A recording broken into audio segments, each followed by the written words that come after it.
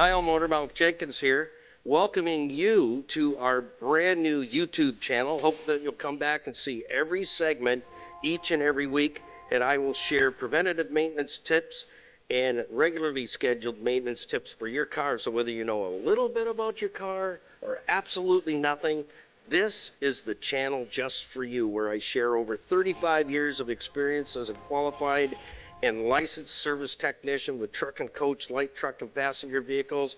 Come back and visit us and tell your friends, and we'll see you each and every week right here in the Car Connection Workshop on YouTube. Oh, hi friends. Thanks for stopping by the Car Connection Workshop. I've been battling a little bit of a cold, you know. I have smell blindness. Yeah. But you know, I do smell a hint of donut. Yeah, so we got to get on that. All right, enough nonsense. If you can't have any fun, I would recommend stay in the closet. Because around here, we work hard, and we have fun. So we're just going to pitch this over here. Something a little bit different today. I have a wood lot, and I heat my home with, heat our home with firewood every year for a long time, decades. And we have about 390 bush cords of hardwood that still needs to be cut up. We're at about we're down to about 250 now. All the limb wood is cut. We've been pulling wood in since the end of September or beginning of October. But I just wanted to, first of all, I wanted to put a couple of plugs out for some YouTube channels. I've been cutting wood, and I have 8 saws. There's more under here. They're all ready to go to the bush at a moment's notice. This one, this is the 170, and I have a big brute here. This is new to the pack. This is our MS391. This is a nano, but I'm using that a lot now because the wood I'm cutting is the smallest log would be about 165 to 71 feet long, and the smallest in diameter is 28 inches and up. So I have a 34-inch lightweight bar on the MS391. I'm new to still, almost. This one here is an oldie but a goodie, but you know you're on that one. That has a 34-inch bar. This is my little guy, and I really like this saw too, a Husqvarna.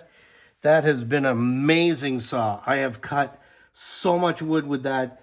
In fact, this little fella here at 62 cc's, a 240. I bought it brand new. That cut 18. You okay? Skippy, all right over there? Are you gonna? Yes, this MS 170, I picked it up used where I buy my saw parts, and out in Dunnville. Put a little plug in for Pete's Place in Dunnville. He has also a John Deere still, and he had this on the rack there, and I went in to pick up some parts and for a John Deere tractor, and I said, "Whose is that?" He says, "Well, it's here on consignment." So I bought it. I got a great deal on it. I mean, and it's a nice little limmer, and boy, this thing is pretty decent. So I'm really getting tuned in with still, but I was talking about before the rudely interruption thingy there, Skippy. I thought she was going to spit out an eyeball there for a minute. Yeah, here it is. Yippee! That little Husqvarna saw I just showed you, that cut 18 solid oak trees last year. Red oak, white oak, black oak. They all died along a creek at my friend Charlie's farm. And so last September, my pops, who's going to be 89 in a couple of weeks. Yeah. I'm taking him out for steak night this Saturday with the fellers. Steak night. We're gonna play I don't say the cornhole game, beanbag toss, and it's all for charity. And you can also shoot arrows, archery. So there's archery there, and beanbag toss. But anyways, I digress. It's going to be good though. Holy smokes. That's a good night. We raise money for a good cause. So my pops was with me last year. We wrapped up about this time. We couldn't get back in the field. We dropped 18. Actually 17. One was an ash tree. That's right. One was a skinny little ash tree, but it was tall. With that saw, the 240 Husqvarna did it all of it. Dropped it.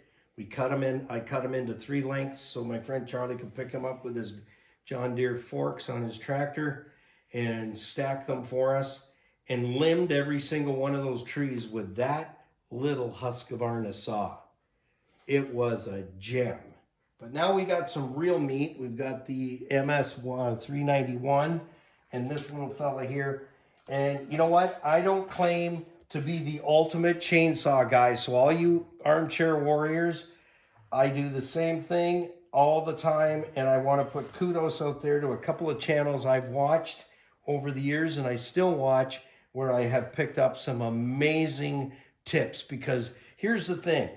As my professor would say, always say this to me, hey, Motor Ralph, when the student is ready, the teacher will appear. Are you teachable? Because if you're not, I don't want you in my shop either as an apprentice. Because if you're not teachable, then you're not willing to be shown something and perhaps maybe even learn something, maybe even learn something outside of whatever your technique is, and that's fine. And that's fine. And I say, you know what? You do what you do, I do what I do, and I know that it works. And if what you does, and it works then continue to do it. I'm not here to change anybody's mind, but this is what I do. Every time we come back from the bush, every saw I've used gets taken apart. And I've learned some things from some YouTube influencers, and I want to say a big hello to Buck and Billy Ray. Great teacher. He can teach you a ton of techniques, and I've learned so much from Buck and Billy Ray.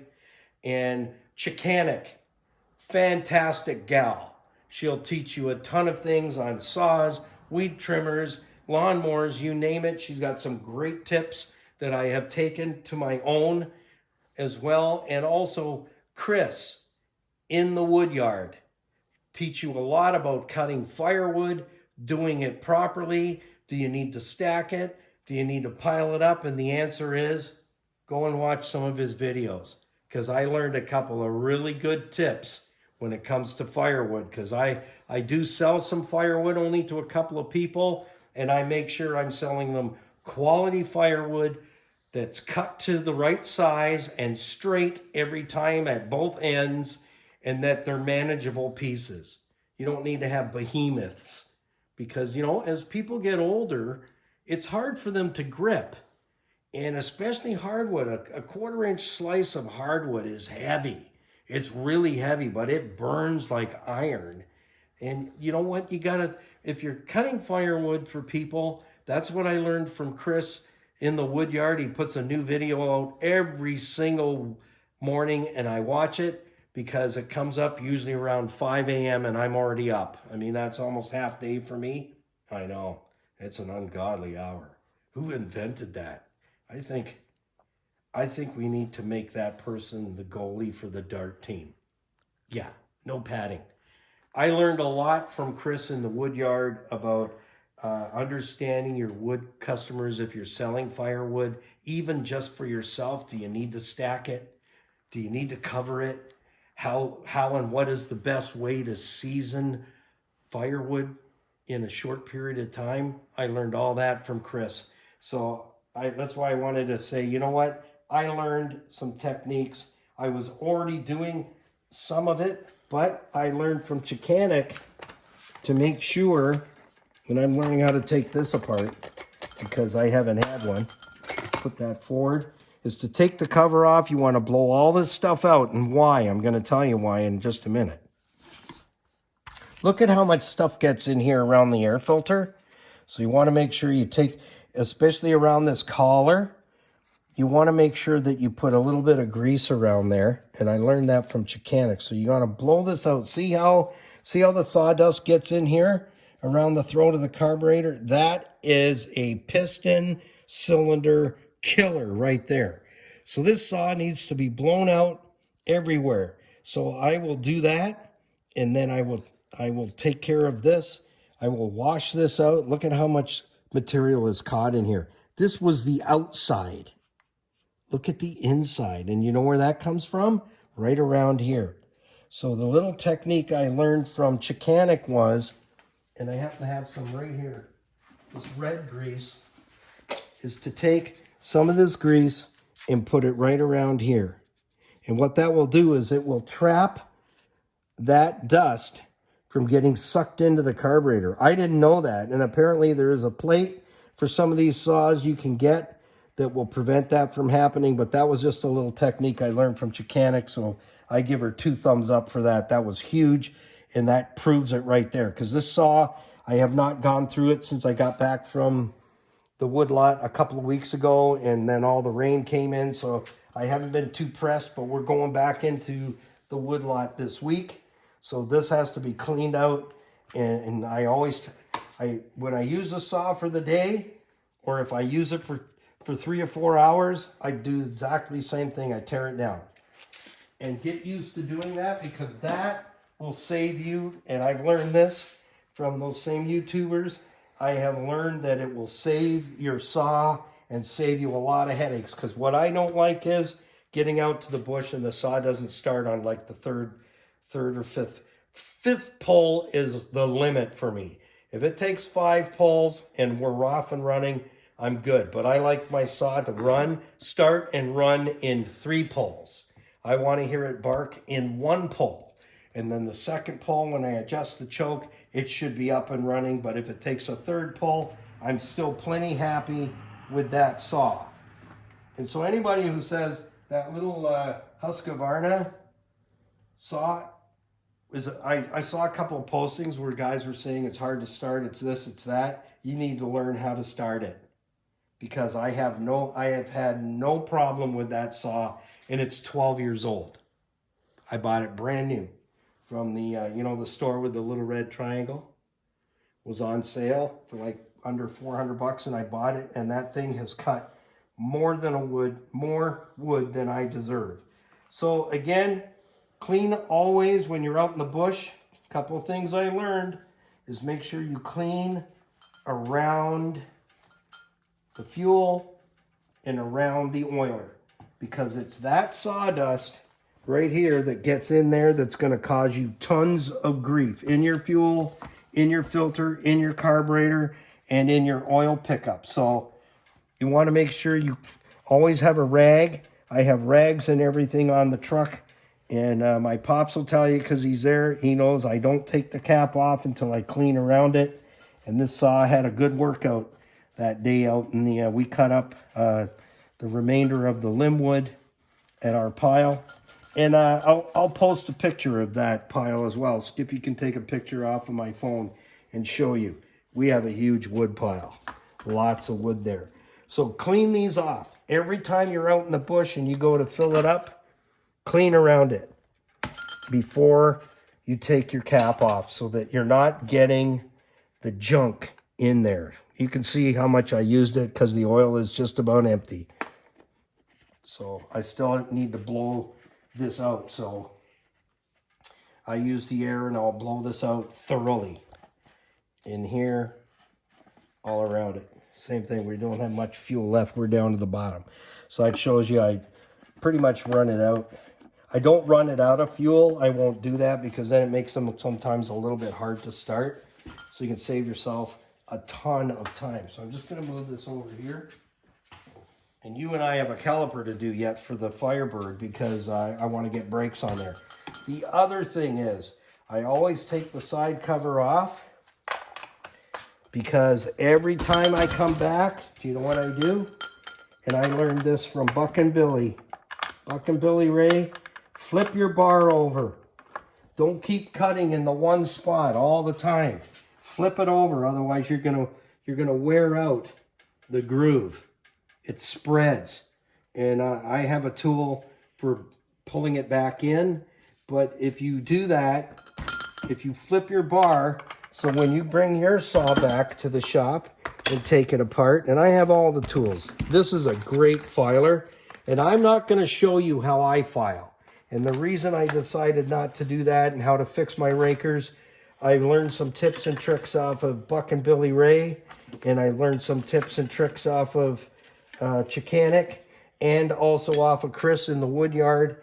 And you know what? I use some of their techniques, and then I use some of my own. But at the end of the day, because of those three, my saws cut like freaking butter. They don't labor and they don't cut crooked. I've also learned how to set the tension on the chain properly. And the one thing I learned from Chris in the wood yard, and from Chicanic, and from Buck and Billy Ray, is if your wood is coming out crooked, your chain is not tight enough. So how do you know how much is too much? Well, there's a couple of ways, and I'll share both. And then whichever one you think you want to use, great.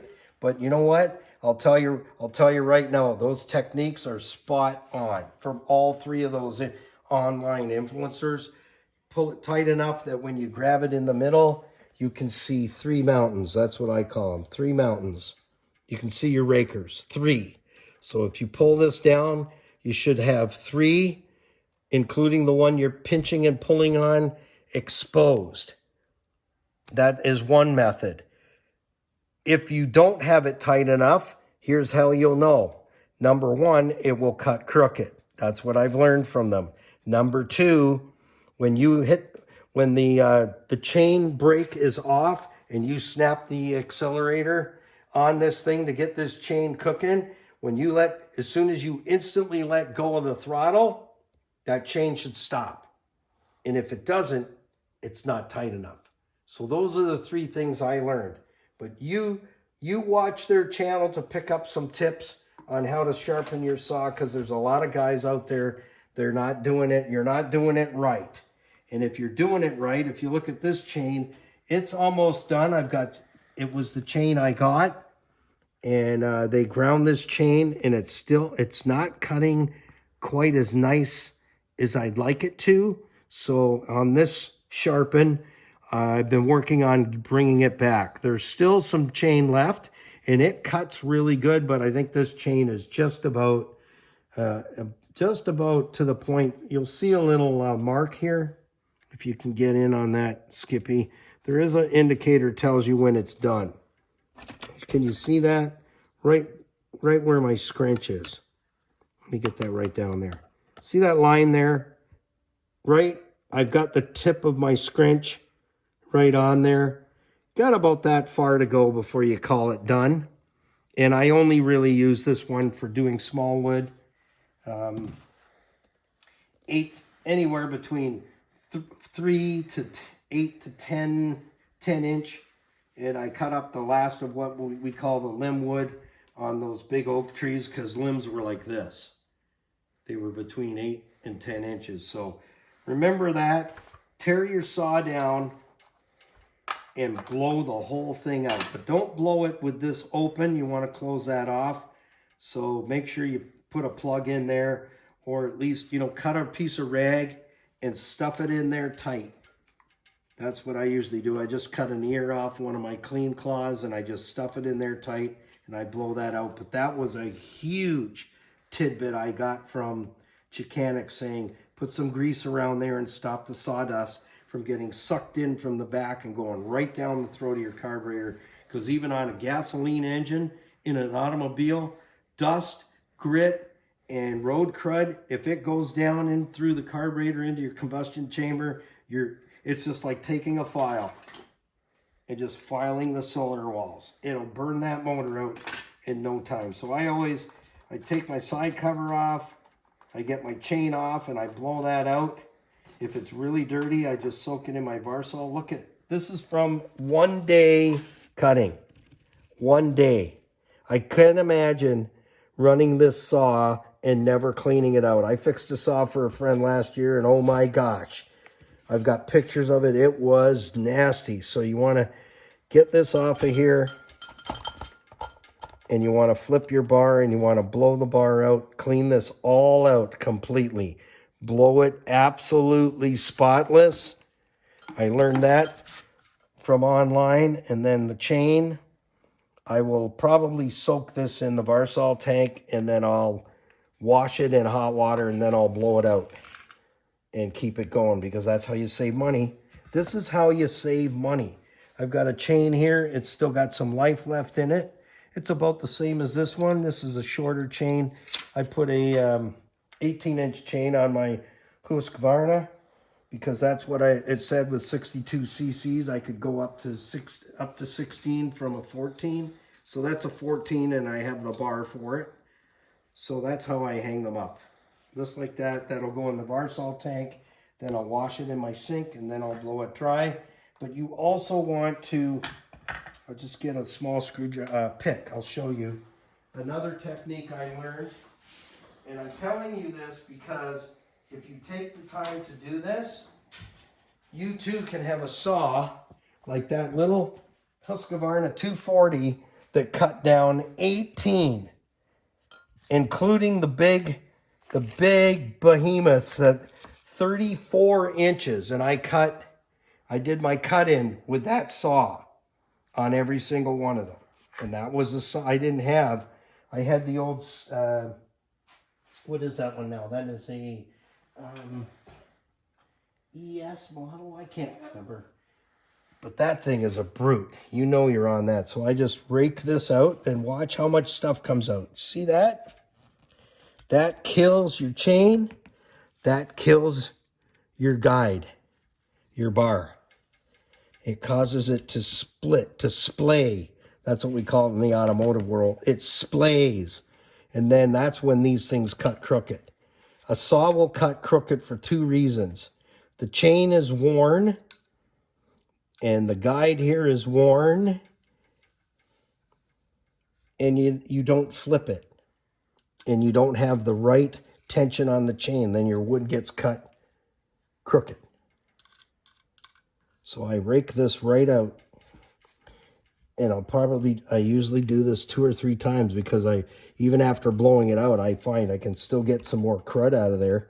And that's what you don't want. You don't want that building up, and you want to make sure your oil holes, there's an oil hole right there. You want to make sure you blow that out and completely clean it. Make sure your oil hole is completely clean. So I blow that out. I blow out my gear at the end here and make sure that it's nice and clean. And this will freewheel. This isn't too bad, but it'll really freewheel. And make sure you flip your bar. So I know still was facing up. I know when I put this back together, still is going to be upside down. And that's what I do. And I blow the saw out completely. So if you've already taken, what I generally do is I don't take the carburetor cover off till I've blown out the sides and everything. So I'll put the top cover back on. Then I'll blow it all out, the sides, the bottom, and then I flip it over. And I come in through here and blow it all out and do a great job blowing that out. Then the other thing, this saw, I haven't had it that long. I will go one step further and I will take the screen out of here, because I see a lot of buildup here, which shouldn't be there. This should be off of there, and I'll clean that right up. I'll drop this into my carb cleaner bucket, clean that up, and clean up the screen. So I will take this off and make sure that the screen inside. In fact, have we got a minute? Can I take that off and just show them? Okay, all right. Only because you said so, Skippy. Only because I think I saw your lips saying, all right, if we have to. And this, this doesn't take a lot of time. It's most of the time, it's either a 10 mil or it's 5/16. So this saw and the MS391 has to be done too. And that saw I bought brand new to do the job that we're working on right now, which is the firewood pile. And I was just there yesterday just to see if we can get back in there, because I have wood that's split piled up. It's ready to come home. It's seasoned. And using the method that Chris that I learned from Chris at the wood yard. His videos come out every morning. So we're taking this baby right out of here. I'm probably gonna put the whole muffler right into my carb cleaning bucket and just give it a real good once over, because this saw is new to me. I only just got it this summer and I've been working it. And I noticed that it sounds a little baffled. So you want to make sure you take care of this stuff. I'll bet you that sucker's just about plugged. And there's a screen in here. So we can get that off of there. There we go. Now you remember, when you take this off, stuff something in that hole, because that goes right to your piston, all right? So just make sure you shove something in there so you don't get any crud in there. It's no different than a car. Don't leave cylinders open for any reason. Okay, there's the screen, and it looks poor. Let's hold that up to the light. Oh, it's not too bad in the center, but when you put this through the carb cleaner, then you really see how dirty it was. And then the muffler system itself. We'll drop that in the carb cleaner overnight. And this too, and then I'll wash it out and blow it out. And it'll be ready to go. Because we go back to the woodlot this week. The weather's going to allow us to get in. So we are going to go and cut some wood. So the end story is this. If you take your time to do this every time your saw comes back, I'll tell you what, you'll really get some wood cut, and you won't be spending time fixing the saw. Stay on the maintenance. These things work hard, and stay on the maintenance. It should be, I do the same maintenance to this as I would do to my own automobile, is service it. And if you keep servicing them, these small engines, they cost a lot of money to fix. It costs more money to fix this and do a front brake job on some of the cars out there that we work on, Skippy and I in the shop here. So these are all the tools I have packed. I have spare parts packed with me. I use this blue marker because I find I can see it best.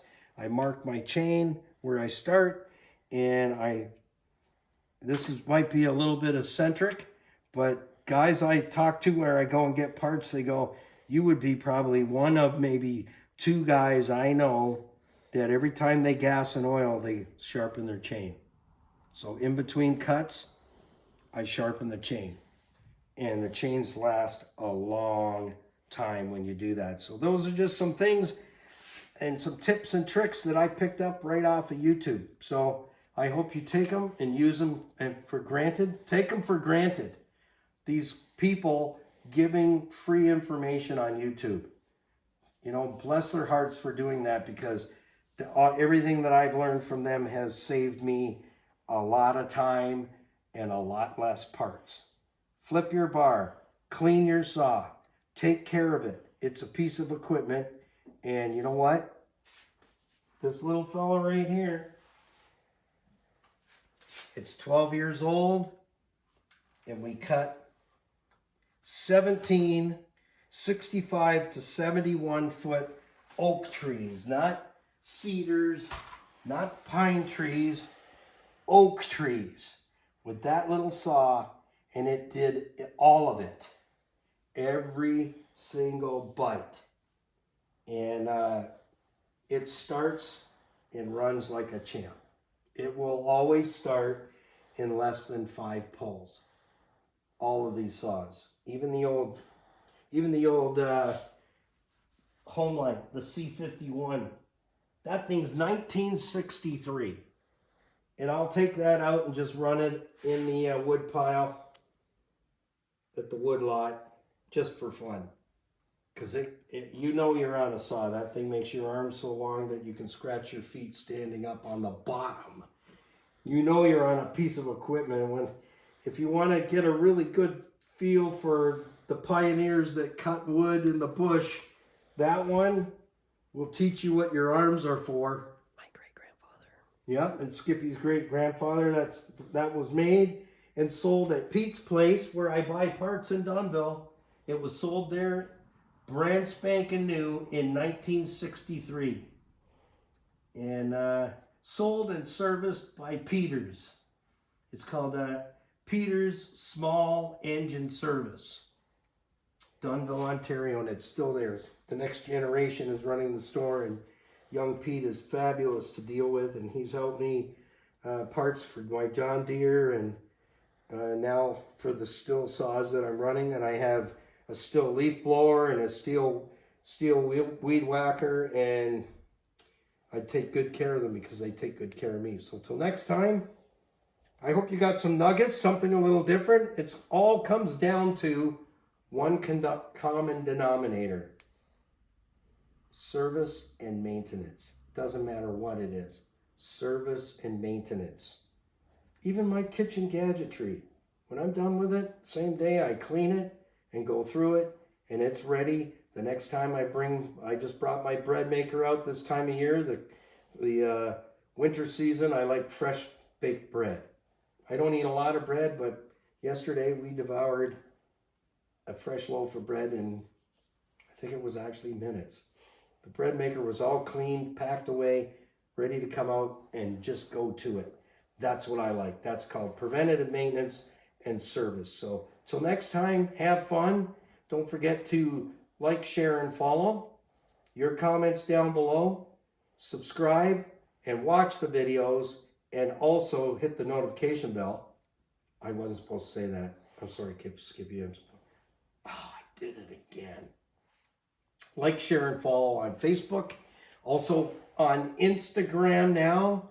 And our podcasts are live Monday through Saturday during the drive time, 8 a.m. in the morning. There's a fresh one there for you Monday through Saturday, 30 minutes. And it's all tech tips and preventative maintenance and a bunch of nonsense too. Shenanigans goes on. I don't know who does that part, but anyways, bring your coffee, bring your beverage, morning beverage, and join me for 30 minutes on iHeart for Car Connection Workshop. Monday through Saturday, 30-minute segments, all automotive. And we thank our program partners and our recommended businesses at Car Connection Business Network for bringing our YouTube channel and also our podcast channel to life. So be a part of our podcast family, and we'll see you in the next one. Oh yeah, I almost forgot. If you enjoyed the video, like I know you did, ring the notification bell. Well, thank you for stopping by the Car Connection Workshop right here on YouTube. Don't forget to come back and join us for another segment. So like, share, tag, and follow, and ding that bell so that you don't miss a single edition of Car Connection. So till next time, keep it under 100 and put the coffee on, because we're coming to your house.